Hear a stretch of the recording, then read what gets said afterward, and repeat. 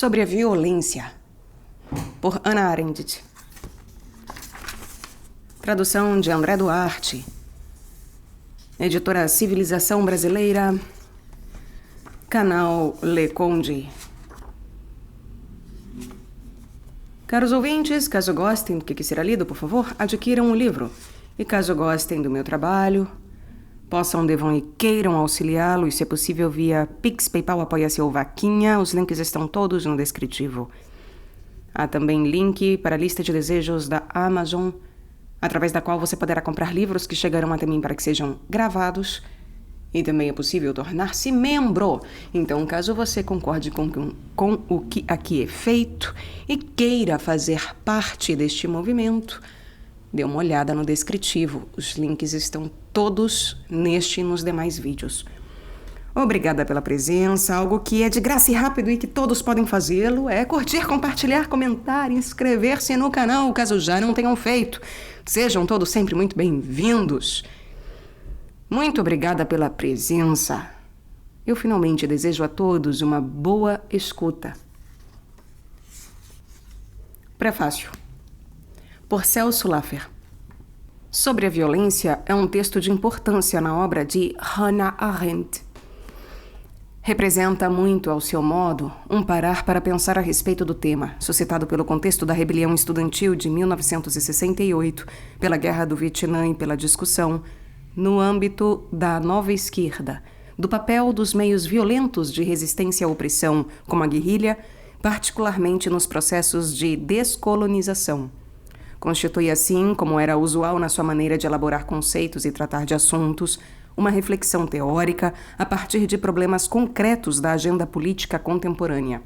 Nessa reflexão, certos temas arendtianos recorrentes são retomados, o que também permite dizer que este livro se insere de maneira coerente numa trajetória intelectual da autora.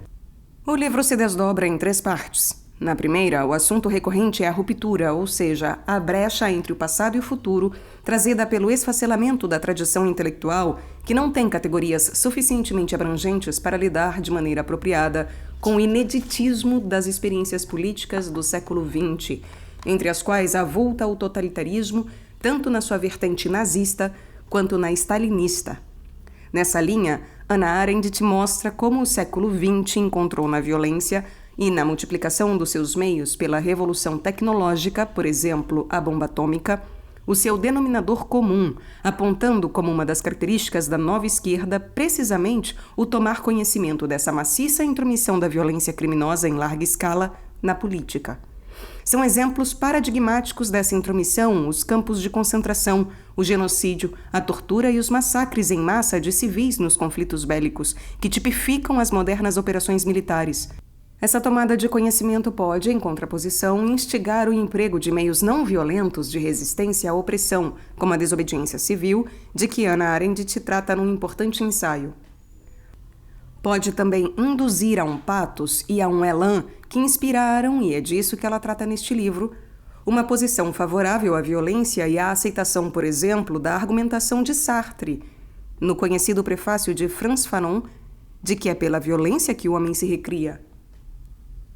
Na sua postura crítica, Arendt sublinha que não é da tradição intelectual do idealismo hegeliano ou do materialismo de Marx pela recriação constante do homem pelo trabalho que se chega à glorificação da fúria vulcânica da violência. Se a violência não é para ser glorificada, o que é esse fenômeno que Sorel, um dos seus teóricos e apologistas, viu como permeado de obscuridades? É dessa maneira que Hannah inicia a segunda parte, cujo tema recorrente é a originalidade da análise do poder e da criatividade da ação. Esquerda e direita, Wright Mills, Max Weber, Mao Tse-tung, Bertrand Juvenel, todos veem na violência, observa Hannah Arendt, a mais flagrante manifestação de poder, entendido como o domínio do homem sobre homens, que exige a efetividade do comando. Não é essa, como se sabe, a visão de Arendt. Como ressaltou Habermas, ela deslocou na sua análise a temática do poder do seu emprego e aplicação para a de sua criação e manutenção. Para ela, o poder, que é inerente a qualquer comunidade política, resulta da capacidade humana para agir em conjunto, o que, por sua vez, requer o consenso de muitos quanto a um curso de ação. Por isso, poder e violência são termos opostos. A afirmação absoluta de um significa a ausência do outro. É a desintegração do poder que enseja a violência, pois quando os comandos não são mais generalizadamente acatados por falta do consenso e da opinião favorável, implícita ou explícita de muitos, os meios violentos não têm utilidade. É uma situação limite que torna possível, mas não necessária, uma revolução. Em síntese, para Hannah Arendt, a violência destrói o poder, não o cria. Ela fundamenta essa afirmação ao caracterizar a violência como instrumental e ao diferenciá-la do poder, a capacidade de agir em conjunto, do vigor, que é algo no singular, como no caso do vigor físico de um indivíduo, da força, a energia liberada por movimentos físicos ou sociais, e da autoridade, o reconhecimento inquestionado que não requer coação, coerção, nem persuasão, e que não é destruído pela violência, mas pelo desprezo. A violência multiplica com os instrumentos que a tecnologia fornece de maneira cada vez mais exponencial o vigor individual. Por isso, a forma extrema de violência é o um contra todos. O que surge do cano de uma arma não é poder, mas a sua negação. E desse poder de negação não brota o seu oposto. Nesse sentido, aponta Hannah Arendt, é equivocada a confiança hegeliano-marxista no poder de negação dialético, ou seja, de que os opostos não se destroem, mas desenvolvem-se, transformando-se. A violência não reconstrói dialeticamente o poder, paralisa-o e o aniquila. A violência destrutiva do poder está, no entanto, muito presente na vida do século XX. O que a explica? Esse é o tema da terceira parte do livro. Para Arendt, a violência e a glorificação se explicam pela severa frustração da faculdade de agir no mundo contemporâneo, que tem suas raízes na burocratização da vida pública, na vulnerabilidade dos grandes sistemas e na monopolização do poder, que seca as autênticas fontes criativas. O descréscimo do poder pela carência da capacidade de agir em conjunto é um convite à violência. Hannah observa que aqueles que perdem essa capacidade, sentindo-a escapar de suas mãos, sejam governantes, sejam governados, dificilmente resistem à tentação de substituir o poder que está desaparecendo pela violência. Ela aponta, aliás, numa arguta nota, como a ineficiência generalizada da polícia nos Estados Unidos e na Europa tem sido acompanhada pelo acréscimo da brutalidade policial. Nessa terceira parte, o tópico recorrente fundamental é a análise da hipocrisia como provocadora da violência. O que converte os engagés em enragés, diz Hannah, retomando sua reflexão sobre o fenômeno revolucionário, sobretudo na França, é a palavra que não revela a imprescindível transparência do espaço público, mas a esconde na opacidade. Daí a ideia de arrancar pela violência as máscaras da hipocrisia dos governantes. A violência, no entanto, só tem sentido quando é uma reação e tem medida, como no caso da legítima defesa, e perde a sua razão de ser quando se transforma numa estratégia erga omnes, ou seja, quando se racionaliza e se converte em princípio de ação. Para esse equívoco, contribuiu no plano teórico, sublinha Arendt, a revivência do vitalismo, ou seja, Bergson e Nietzsche, que podem ser ouvidos aqui no canal, na sua versão sorreliana e nos seus desdobramentos, que leva ao uso de modelos orgânicos de concepção da política, nos quais a criatividade da vida do poder justifica a criatividade da violência em função da penalidade biológica da fraqueza e da morte. Essa postura arendtiana também se compreende à luz de outro ponto-chave de sua reflexão, que é a contestação do medo da morte como princípio da política. Para ela, não é a mortalidade com a qual se preocupa a metafísica a categoria central da política.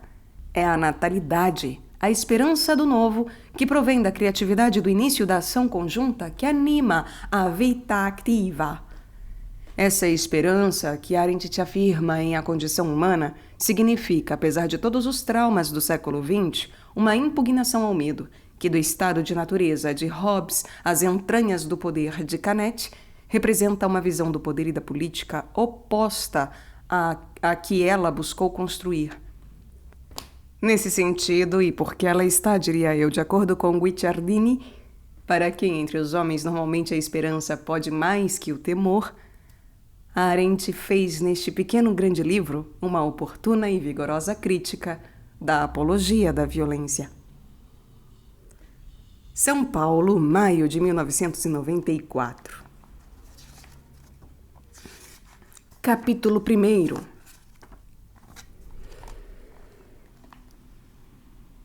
Estas reflexões foram provocadas pelos eventos e pelos debates dos últimos anos vistos contra o pano de fundo do século XX, que, como Lenin previu, tornou-se de fato um século de guerras e revoluções, e, portanto, um século daquela violência que comumente se acredita ser o seu denominador comum. Há, entretanto, outro fator na situação presente que, mesmo imprevisto, tem pelo menos importância igual.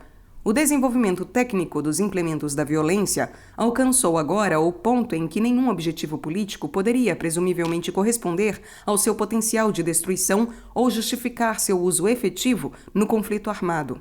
Assim, a guerra, desde tempos imemoriais, árbitro último e implacável em disputas internacionais, a guerra perdeu muito da sua eficácia e quase todo o seu fascínio. O jogo de xadrez apocalíptico entre as superpotências, quer dizer, entre aqueles que manobram no mais alto plano da nossa civilização, está sendo jogado de acordo com a regra de que, se alguém vencer, é o fim para ambos. Trata-se de um jogo que não apresenta semelhança alguma com nenhum jogo de guerra que o precedeu. O seu objetivo racional, entre aspas, é a dissuasão e não a vitória. E a corrida armamentista, como não é mais uma preparação para a guerra, agora só pode ser justificada pelo princípio de que mais e mais dissuasão é a melhor garantia para a paz. Não há resposta à questão de como poderemos nos desembaraçar da óbvia insanidade dessa posição. Posto que a violência, distintamente do poder, da força ou do vigor, sempre necessita de implementos, como Engels observou há muito tempo, a revolução da tecnologia, uma revolução na fabricação dos instrumentos, foi especialmente notada na guerra. A própria substância da ação violenta é regida pela categoria meio-fim, cuja principal característica, quando aplicada aos negócios humanos, foi sempre a de que o fim corre o perigo de ser suplantado pelos meios que ele justifica e que são necessários para alcançá-lo. Visto que o fim da ação humana, distintamente dos produtos finais da fabricação, nunca pode ser previsto de maneira confiável, os meios utilizados para alcançar os objetivos políticos são muito frequentemente de mais relevância para o mundo futuro do que os objetivos pretendidos. Ademais, posto que os resultados das ações dos homens estão além do controle dos atores, a violência abriga em si mesma um elemento adicional de arbitrariedade. Em nenhum outro lugar, a fortuna, com F maiúsculo, a boa ou má sorte, representa um papel mais fatídico nos negócios humanos do que no campo de batalha. E essa intrusão do totalmente inesperado não desaparece quando as pessoas o chamam de um evento casual e tomam-no por cientificamente suspeito. E o totalmente inesperado não pode ser eliminado por simulações, roteiros, teorias dos jogos e coisas assim. Não há certeza nesses assuntos, nem mesmo a certeza derradeira da mútua destruição sob certas circunstâncias calculadas. O próprio fato de que os que se engajam no aperfeiçoamento dos meios de destruição terem finalmente atingido o grau de desenvolvimento técnico em que sua própria meta, isto é, a guerra, está a ponto de desaparecer totalmente em virtude dos meios à sua disposição, é como um irônico lembrete da imprevisibilidade onipotente que encontramos no momento em que nos aproximamos do domínio da violência.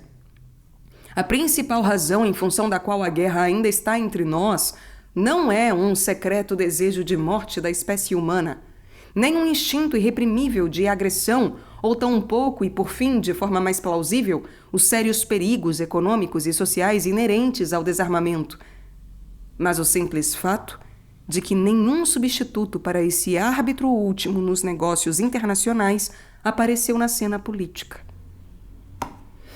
Não estaria Hobbes certo quando disse: pactos sem a espada são meras palavras?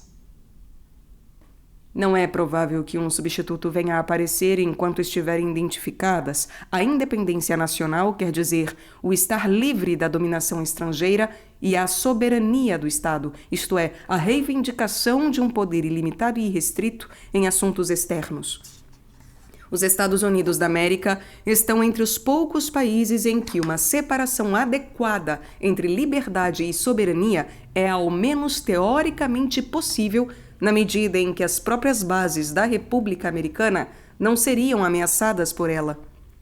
Tratados externos, de acordo com a Constituição, são parte integrante da lei do país, e como observou o juiz James Wilson em 1793, abre aspas, o termo soberania é totalmente estranho à Constituição dos Estados Unidos, fecha aspas. Mas os tempos dessa separação lúcida e altiva em relação à linguagem tradicional e à estrutura política conceitual do Estado-nação europeu passaram-se há muito. A herança da Revolução Americana está esquecida, e o governo americano, para o melhor e para o pior, incorporou-se à herança da Europa como se ela fora seu patrimônio. Inconsciente do fato de que o declínio do poder da Europa foi precedido e acompanhado pela falência política, a falência do Estado-nação e de seu conceito de soberania. Que a guerra ainda seja a última ratio, a velha continuação da política por meio da violência nos negócios externos dos países subdesenvolvidos, não constitui argumento contra a sua caducidade. E o fato de que apenas pequenos países sem armas nucleares ou biológicas possam ainda realizá-la não é nenhum consolo. Não é segredo para ninguém que o famoso evento casual pode mais provavelmente aparecer naquelas partes do mundo em que o velho adágio "não há alternativa à vitória" guarda alto grau de plausibilidade. Em tais circunstâncias, nada pode ser mais assustador do que o constante crescimento do prestígio dos assessores de mentalidade científica nos conselhos do governo nas últimas décadas. O problema não é que eles tenham sangue frio suficiente para pensar o impensável, mas sim que eles não pensem.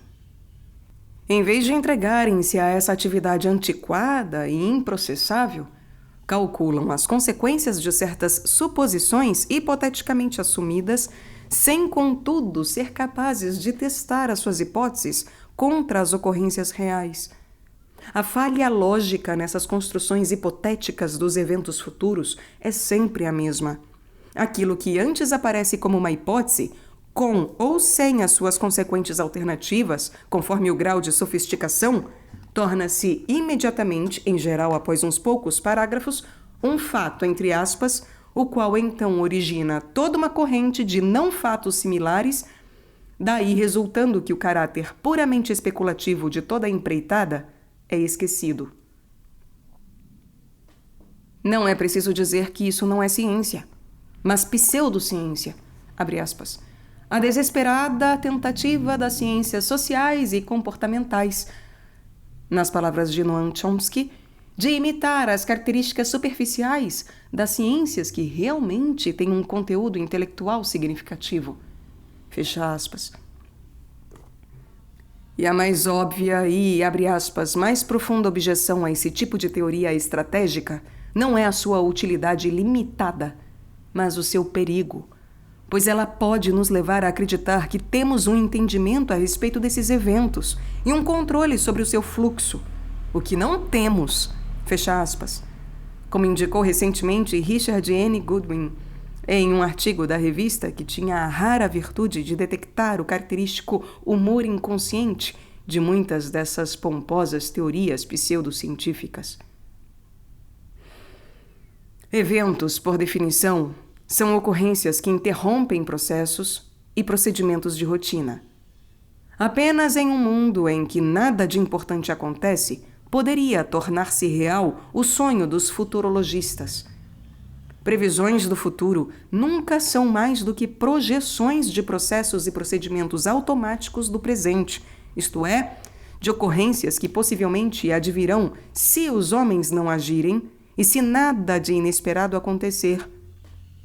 Toda ação para o melhor e para o pior, e todo acidente destroem necessariamente todo o modelo em cuja estrutura move-se a previsão e no qual ela encontra sua evidência.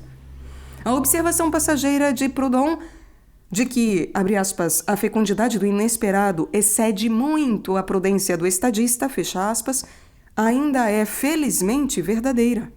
Ela excede ainda mais, obviamente, os cálculos dos especialistas. Chamar tais acontecimentos inesperados, imprevistos e imprevisíveis de eventos casuais ou de últimos suspiros do passado, condenando-os à irrelevância ou à famosa lata de lixo da história, é o mais velho truque nesse campo.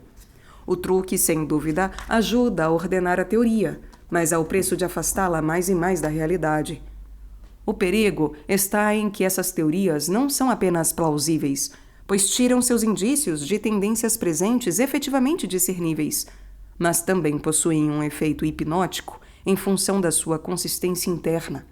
Elas adormecem nosso senso comum, que nada mais é do que o nosso órgão espiritual para perceber, entender e lidar com a realidade e com os fatos. Ninguém que se tenha dedicado a pensar a história e a política pode permanecer alheio ao enorme papel que a violência sempre desempenhou nos negócios humanos. E à primeira vista, é surpreendente que a violência tenha sido raramente escolhida como objeto de consideração especial.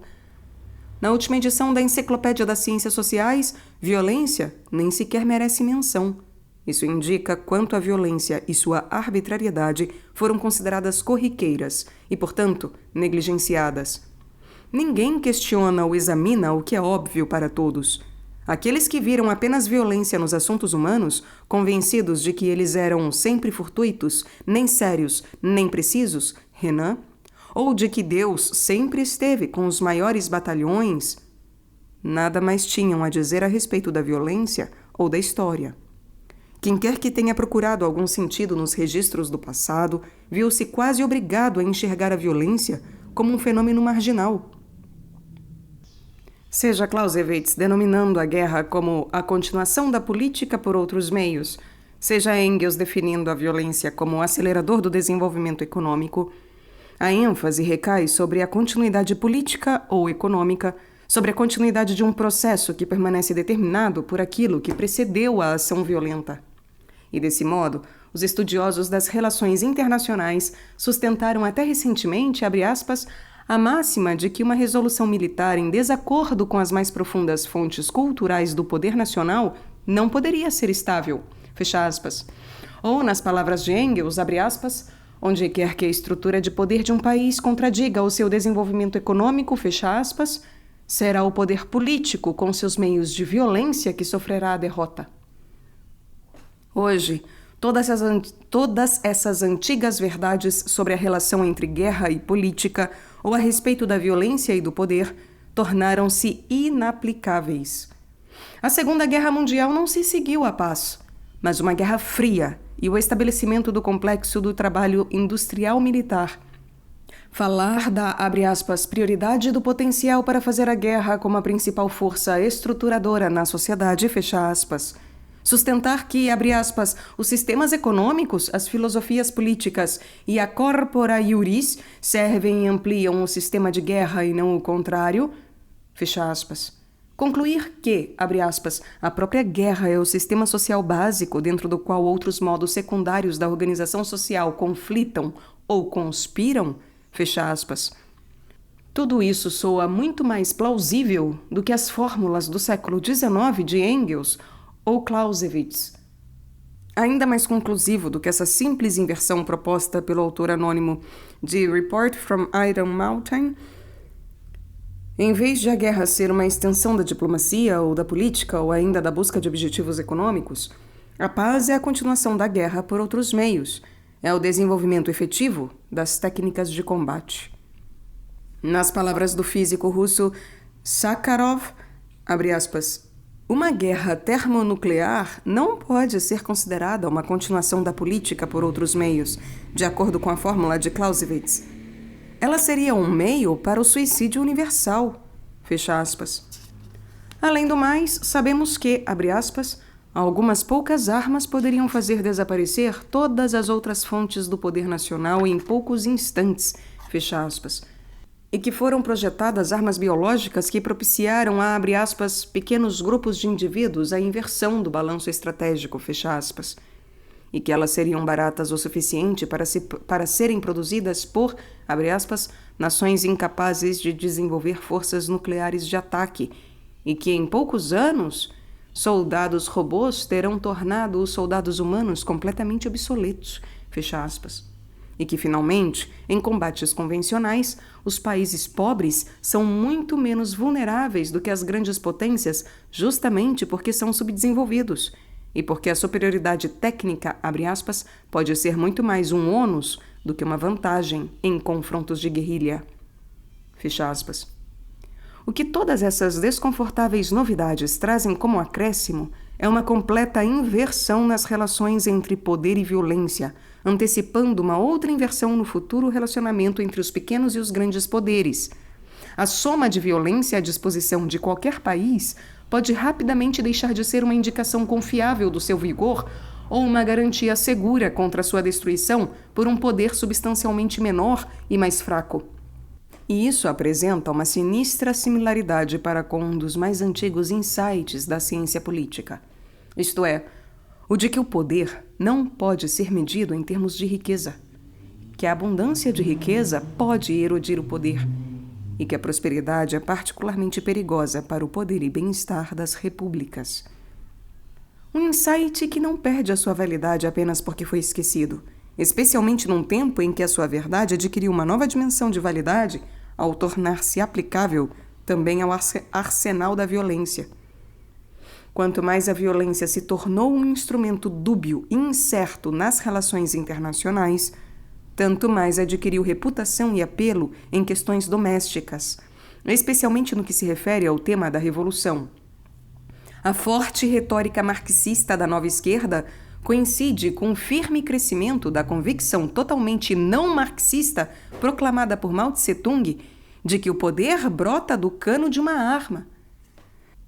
Sem dúvida, Marx estava ciente do papel da violência na história, mas esse papel era para ele secundário.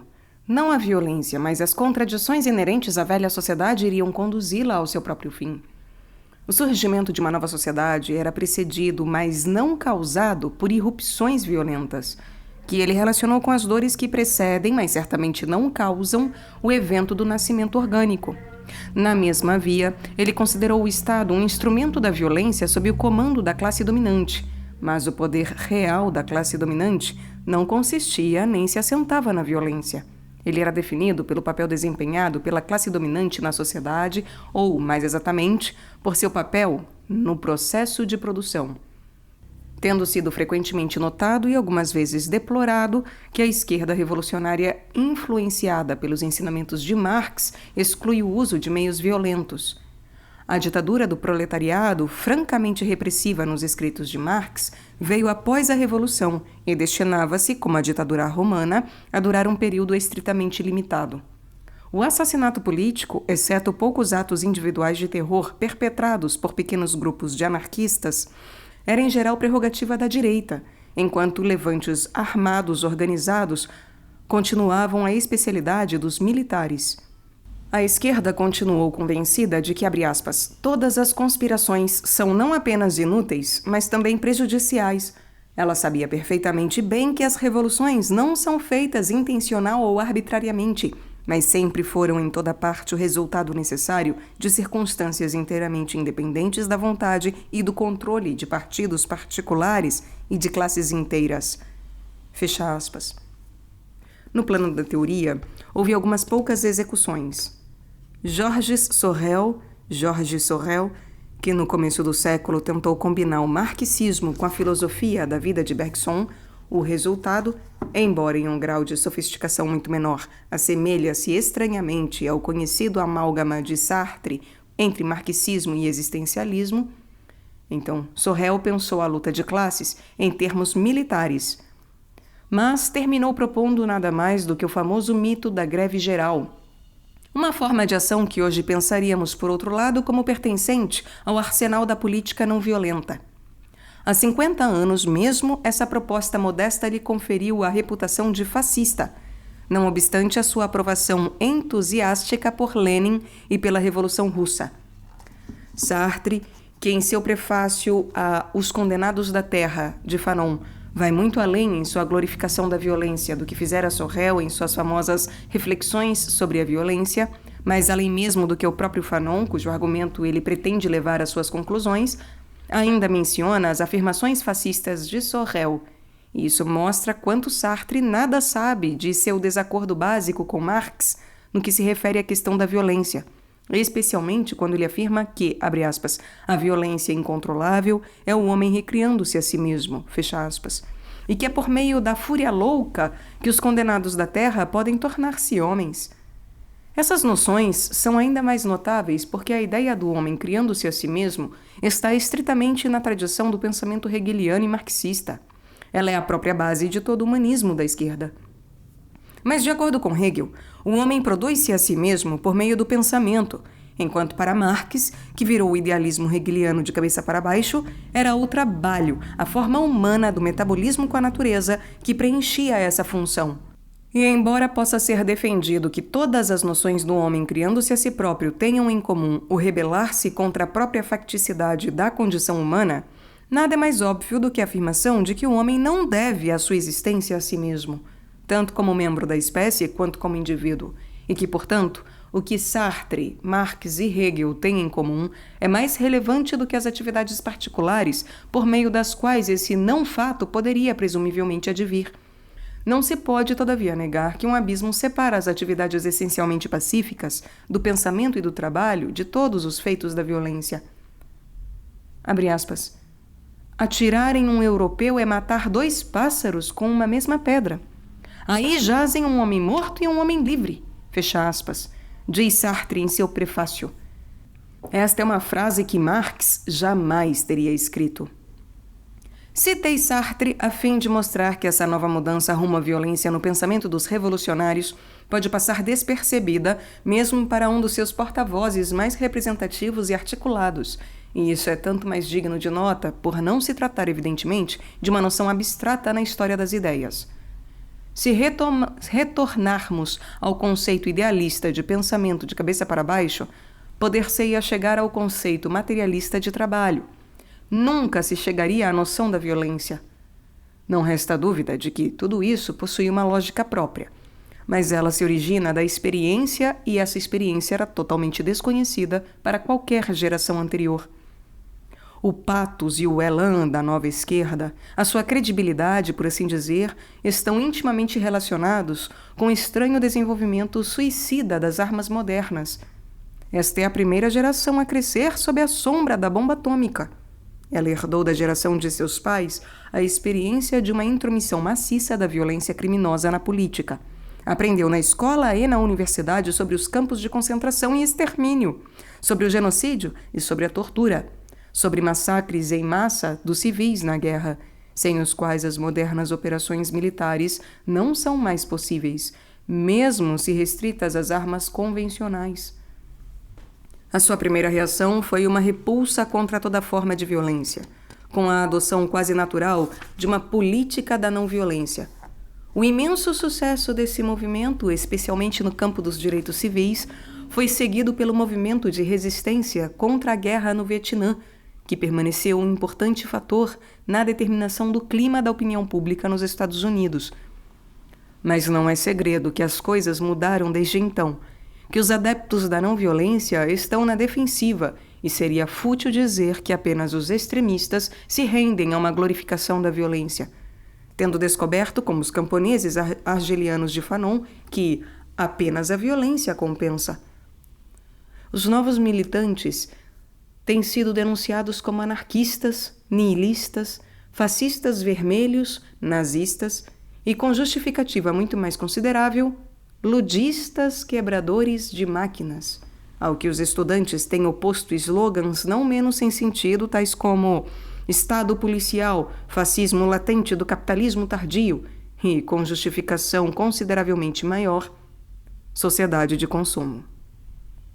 Seu comportamento tem sido repreendido sob o crivo de todo tipo de fatores sociais e psicológicos, como a exacerbação da permissividade em sua educação nos Estados Unidos e uma reação explosiva à autoridade excessiva na Alemanha e no Japão, como resultante da falta de liberdade no leste europeu e da liberdade excessiva no Ocidente, como oriundo da desastrosa falta de emprego para os estudantes de sociologia na França e resultado da superabundância de carreiras em quase todas as áreas nos Estados Unidos.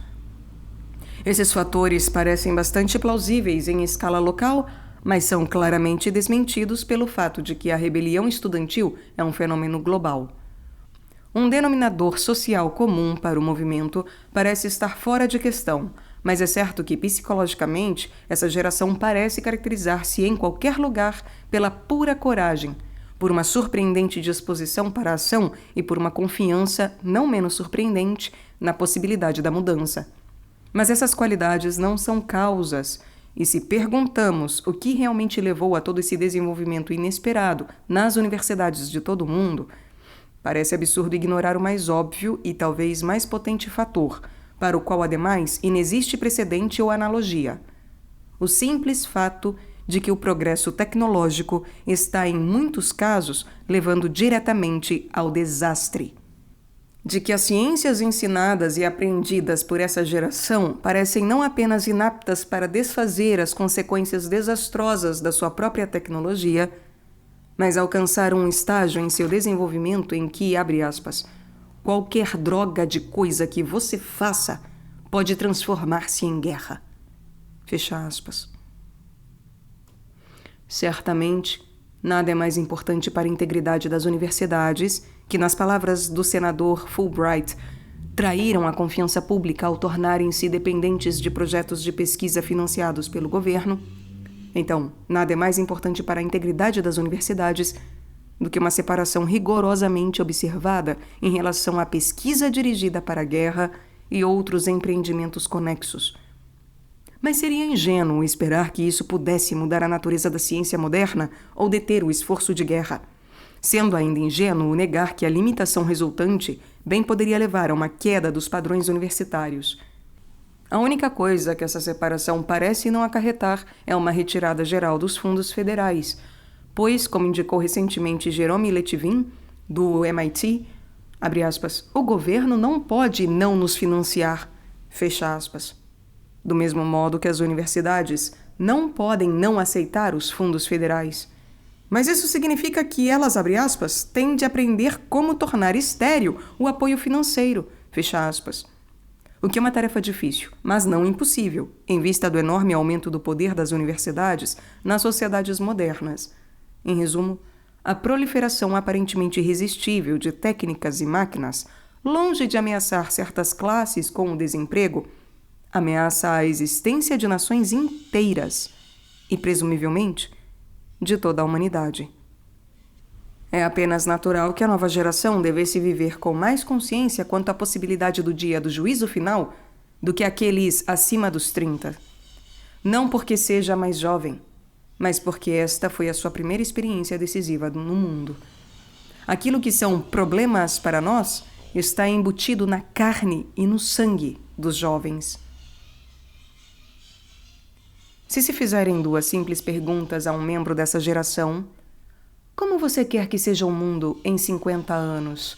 E o que você quer que seja a sua vida daqui a 5 anos?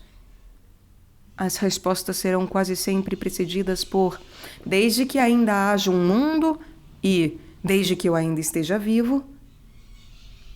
Nas palavras de George Wald, abre aspas, aquilo com que nos defrontamos é uma geração que de forma alguma está segura de ter um futuro, fecha aspas.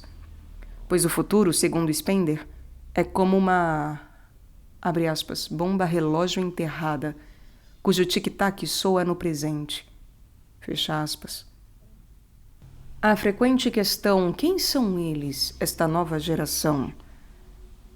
Pode-se ficar tentado a responder, aqueles que ouvem o tic-tac. E a outra questão, quem são aqueles que os negam totalmente? A resposta bem poderia ser, aqueles que não sabem ou recusam-se a enfrentar as coisas como elas realmente são. A rebelião estudantil é um fenômeno global, mas certamente suas manifestações variam muito de país para país e, com frequência, de universidade para universidade. Isso é em especial verdadeiro quanto à prática da violência. A violência continuou basicamente uma questão de teoria ou de retórica, onde quer que o conflito entre gerações não tenha coincidido com um conflito de interesses de grupos tangíveis. Foi assim notadamente na Alemanha, onde as faculdades privadas tinham interesse declarado em seminários e conferências superlotados. Nos Estados Unidos, o movimento estudantil se radicalizou onde quer que a polícia e a brutalidade policial interviessem em manifestações essencialmente não violentas. Ocupações de prédios administrativos, sirins, etc. A violência séria tomou conta da cena apenas com a aparição do movimento Black Power nos campi. Estudantes negros, a maioria dos quais admitida sem qualificação acadêmica, conceberam-se e organizaram-se como um grupo de interesse, os representantes da comunidade negra. Seu interesse era baixar os padrões acadêmicos. Eles eram mais cautelosos do que os rebeldes brancos, mas estava claro desde o início, mesmo antes dos incidentes na Universidade de Cornell ou no City College de Nova York, que, com eles, a violência não era apenas uma questão de teoria e retórica.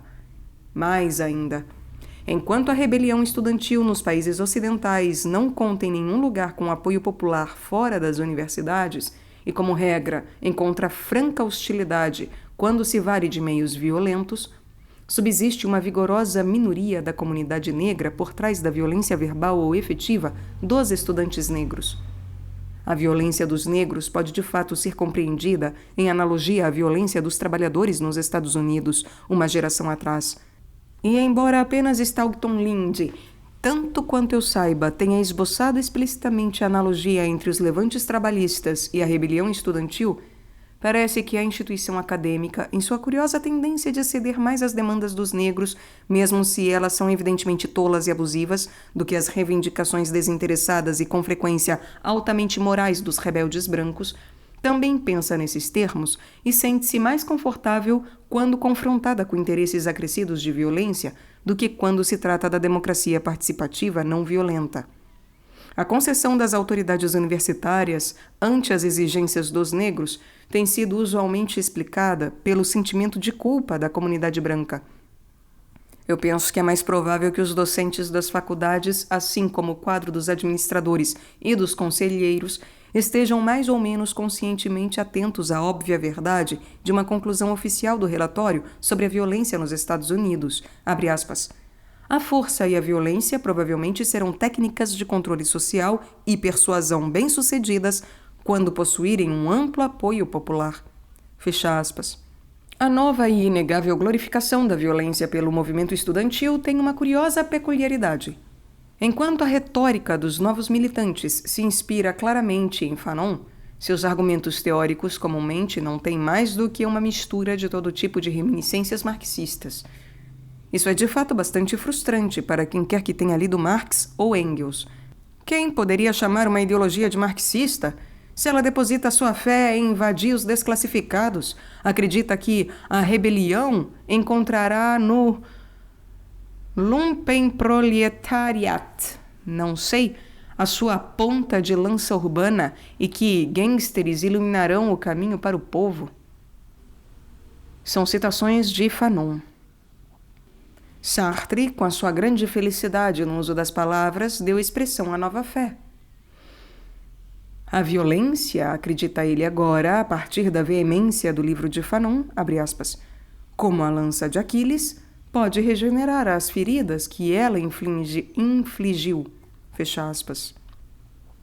Se isso fosse verdade, a vingança seria o melhor remédio para muitos dos nossos males.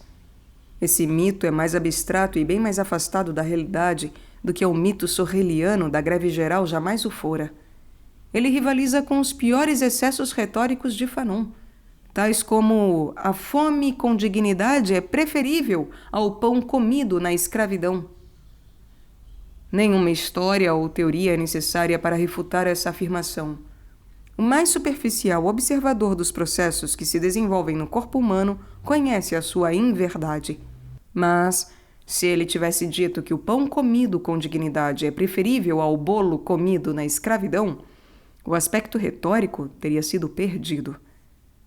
Lendo essas afirmações irresponsavelmente grandiosas, e as que citei são bastante representativas, a não ser pelo fato de que Fanon ainda tenta permanecer mais próximo da realidade do que muitos outros, e considerando-as da perspectiva daquilo que sabemos a respeito da história das rebeliões e revoluções, somos tentados a negar-lhes a importância e atribuí-las a um ânimo passageiro ou à ignorância e à nobreza do sentimento de pessoas que, expostas a eventos e desenvolvimentos inauditos, sem quaisquer meios para lidar mentalmente com eles, revivem assim, de modo curioso, pensamentos e emoções dos quais Marx esperava ter libertado a revolução de uma vez por todas. Quem duvidou de que aqueles que sofreram violência sonham com violência, de que os oprimidos sonham pelo menos uma vez por dia em colocar-se a si mesmos no lugar dos opressores, de que o pobre sonha com as posses dos ricos, de que os perseguidos sonham com a troca do papel de presa pelo de caçador, e de que os últimos anseiam pelo reino em que os últimos serão os primeiros e os primeiros serão os últimos. Quem duvidou?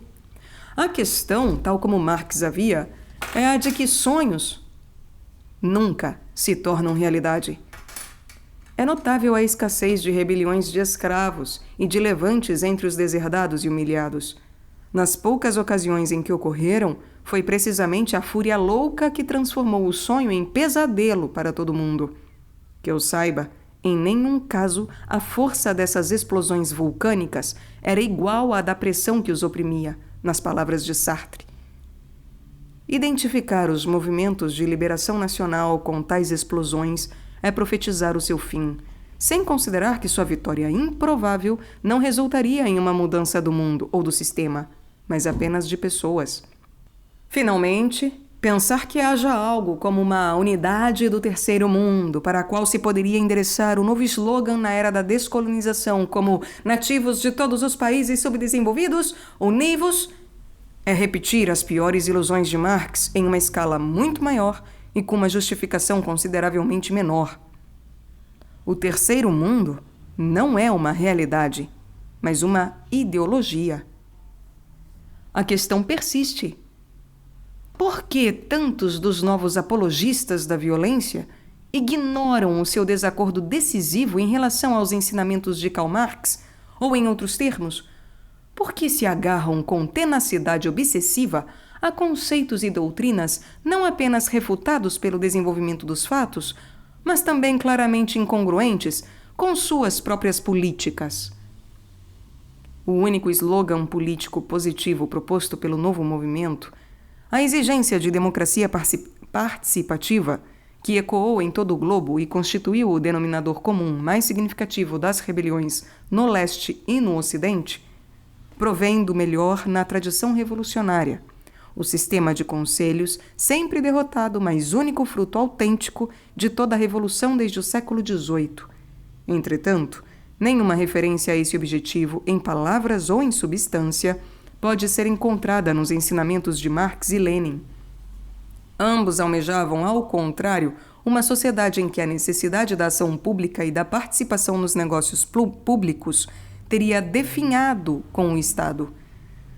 Por causa de uma curiosa timidez em questões teóricas, estranhamente contrastante com a sua vasta coragem na prática, o slogan da nova esquerda permaneceu em um estágio declamatório, a ser invocado antes de maneira inarticulada contra a democracia representativa ocidental, que está a ponto de perder até mesmo a sua função meramente representativa para as imensas máquinas que representam não os filiados, mas seus funcionários, e contra as burocracias do Partido Único do Leste, que excluem a participação por princípio.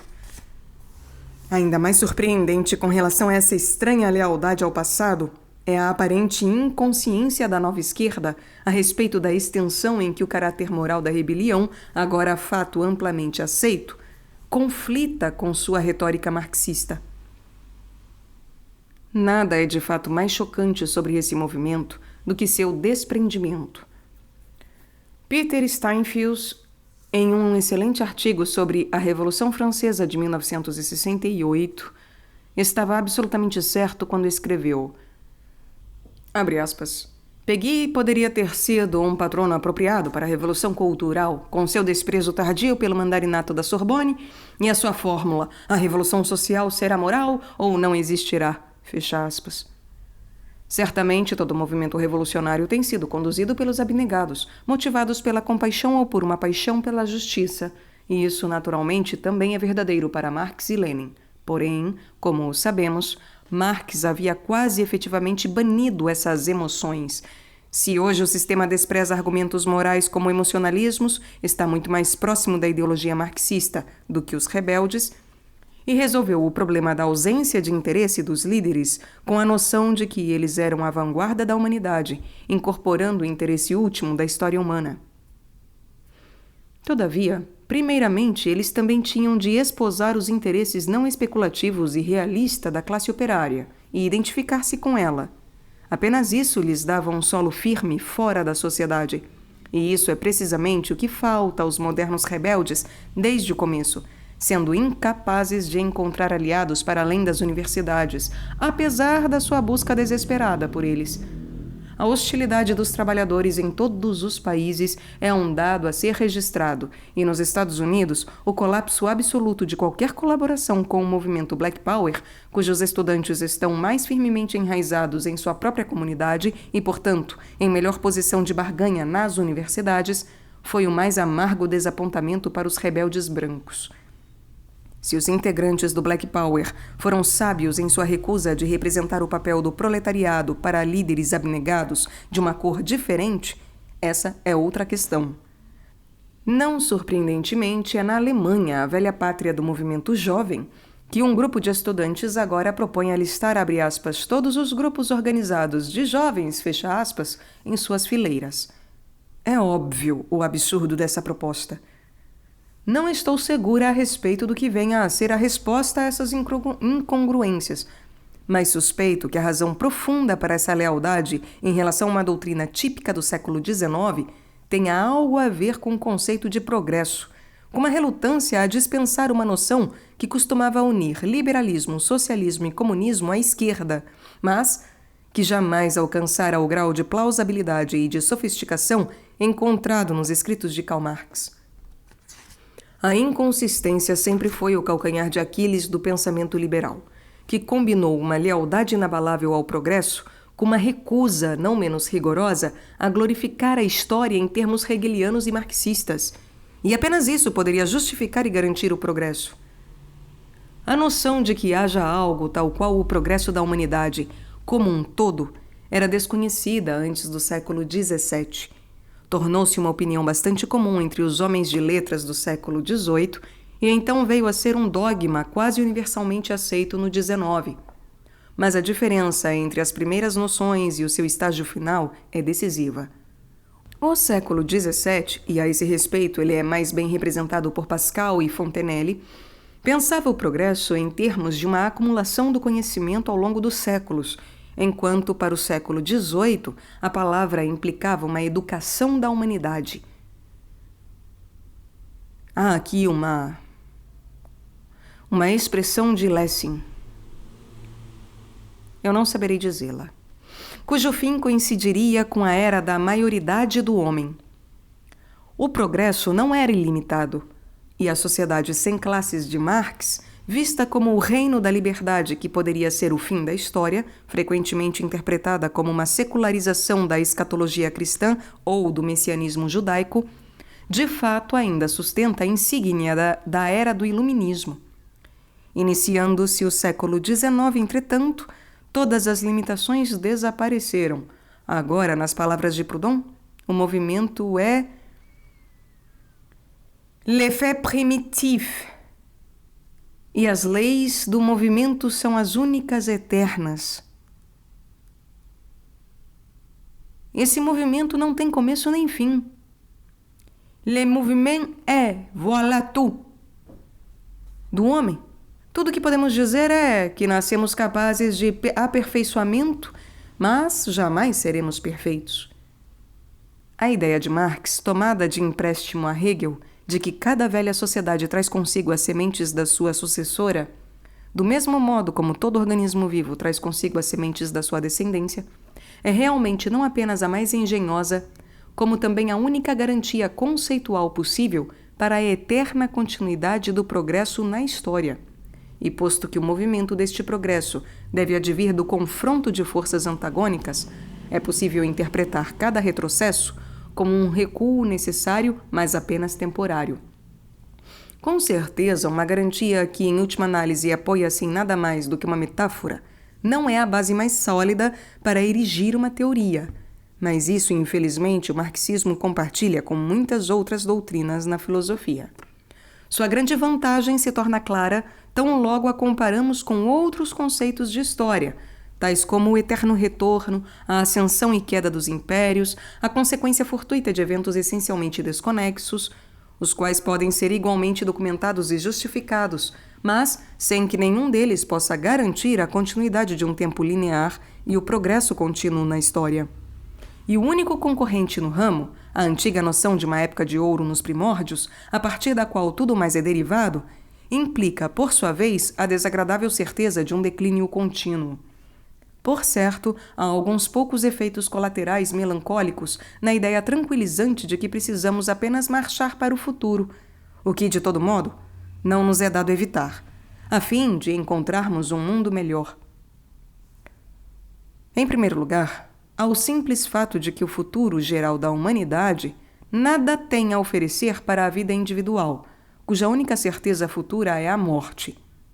E se deixamos isso de lado e pensamos apenas em generalidades, há então o óbvio argumento contra o progresso, segundo o qual, nas palavras de Herzen, abre aspas, o desenvolvimento humano é uma forma de injustiça cronológica, pois aqueles que vieram depois estão aptos a desfrutar o trabalho de seus predecessores sem pagar o mesmo preço. Fecha aspas.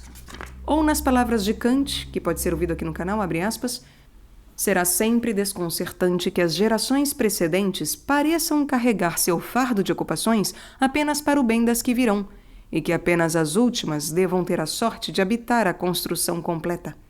Fecha aspas. Contudo, essas desvantagens que apenas raramente foram notadas são mais do que sobrepujadas por uma enorme vantagem. O progresso não apenas explica o passado sem quebrar a continuidade temporal, mas também pode servir como um guia para agir no futuro. Isso é o que Marx descobriu quando pôs Hegel de cabeça para baixo. Ele mudou a direção do vislumbre do historiador. Em vez de olhar para o passado, ele agora poderia olhar confiantemente para o futuro. O progresso confere uma resposta à perturbadora questão: o que faremos agora? A resposta, em seu grau mais primário, é a seguinte: vamos desenvolver o que já temos em algo melhor, maior, etc. Vamos desenvolver o que já temos em algo melhor, maior, etc. A fé dos liberais no crescimento, à primeira vista irracional e tão característica a todas as nossas teorias políticas e econômicas atuais, depende dessa noção. No grau mais sofisticado da esquerda, a resposta nos diz para desenvolver as contradições presentes até a sua síntese inerente. Em cada um dos casos, estamos seguros de que nada absolutamente novo e totalmente inesperado pode acontecer, nada, senão os resultados necessários, entre aspas, daquilo que já sabíamos. Quão reconfortante é o dito de Hegel, abre aspas, nada mais advirá senão aquilo que já estava aí, fecha aspas. Não é preciso acrescentar que todas as nossas experiências neste século, que sempre nos confrontou com o totalmente inesperado, estão em flagrante contradição com essas noções e doutrinas, cuja própria popularidade parece consistir em que elas oferecem um refúgio confortável, especulativo ou pseudocientífico em relação à realidade. Uma rebelião estudantil quase exclusivamente inspirada em considerações morais, de certo pertence àqueles eventos totalmente inesperados desse século. Essa geração, instruída como a sua precedente em quase nada senão em vários tipos de teoria social e política tendenciosos, ensinou-nos uma lição acerca da manipulação, ou antes, dos seus limites, que faríamos bem em não esquecer. Os homens podem ser manipulados por meio da coerção física, da tortura ou da fome, e suas opiniões podem formar-se arbitrariamente em função da informação deliberada e organizadamente falsa. mas não por meio de persuasores ocultos, tais como a televisão, a propaganda ou quaisquer outros meios psicológicos em uma sociedade livre. Infelizmente, a refutação da teoria pela prática tem sido sempre, no melhor dos casos, uma tarefa precária e de longo prazo. Os viciados na manipulação, aqueles que a temem não menos indevidamente que aqueles que depositam a sua esperança nela, dificilmente percebem a realidade das coisas. Um dos maiores exemplos das teorias levadas às raias do absurdo aconteceu durante o recente incidente do Parque do Povo, em Berkeley, quando a polícia e a Guarda Nacional atacaram os estudantes desarmados com rifles, baionetas desembainhadas e bombas de gás lançadas de helicópteros. Poucos estudantes haviam arremetido algo mais perigoso do que palavras de ordem. Alguns dos policiais confraternizaram-se abertamente com seus inimigos, e um deles depôs suas armas e gritou: "Eu não aguento mais isso." O que aconteceu? Na época esclarecida em que vivemos, isso só poderia ter sido explicado pela insanidade. Abre aspas. Ele foi conduzido a um exame psiquiátrico e diagnosticado como sofrendo de agressividade reprimida. Fecha aspas. O progresso, por certo, é um dos artigos mais sérios e complexos encontrados no mercado de superstições do nosso tempo. A crença irracional do século XIX no progresso ilimitado encontrou aceitação universal principalmente por causa do surpreendente desenvolvimento das ciências naturais, as quais, desde o surgimento da época moderna, têm sido ciências, entre aspas, universais, e, portanto, poderiam ansiar por uma tarefa infinita na exploração da imensidão do universo. Que a ciência, muito embora não mais limitada pela finitude da Terra e a sua natureza, devesse estar sujeita ao progresso infinito, não é de modo algum exato. Que a pesquisa estritamente científica nas universidades, as assim chamadas Geisteswissenschaften, que lidam com os produtos do espírito humano, deve chegar, por definição, a um fim, é óbvio. A infindável e insensata demanda por pesquisas originais em um número de campos em que apenas a erudição é agora possível, conduziu tanto à pura irrelevância, o famoso saber mais e mais sobre cada vez menos, quanto ao desenvolvimento de uma pseudo-especialização que, na verdade, destrói o seu objeto. É notável que a rebelião dos jovens, na medida em que não é motivada apenas política ou moralmente, tenha se dirigido em especial contra a glorificação acadêmica da especialização e da ciência, as quais, embora por questões distintas, estão gravemente comprometidas a seus olhos. E é verdade que não é de modo algum impossível que tenhamos atingido, em ambos os casos, um ponto decisivo, o ponto dos resultados destrutivos. Não apenas o progresso da ciência deixou de coincidir com o progresso da humanidade, o que quer que isso signifique, mas também até poderia disseminar o fim da humanidade, tanto quanto o progresso ulterior da especialização bem pode levar à destruição de tudo o que antes a tornara válida. Em outras palavras, o progresso não mais serve como padrão por meio do qual avaliamos os processos de mudança desastrosamente rápidos que desencadeamos. Visto estarmos aqui preocupados em primeiro lugar com a violência, devo advertir contra um equívoco tentador. Se considerarmos a história em termos de um processo cronológico contínuo, cujo progresso é ademais inevitável, a violência sob as formas de guerra e de revolução pode parecer constituir a única interrupção possível. Se isso fosse verdadeiro, se apenas a prática da violência fosse capaz de interromper processos automáticos na esfera dos assuntos humanos, os apologistas da violência teriam ganho um ponto importante. Teoricamente, tanto quanto eu saiba, esse ponto nunca foi ganho, mas parece-me incontestável que as atividades estudantis disruptivas nos últimos anos se baseiam de fato nessa convicção. Entretanto, é função de toda a ação, como distinta do mero comportamento, interromper o que de outro modo teria acontecido automaticamente, tornando-se, portanto, previsível.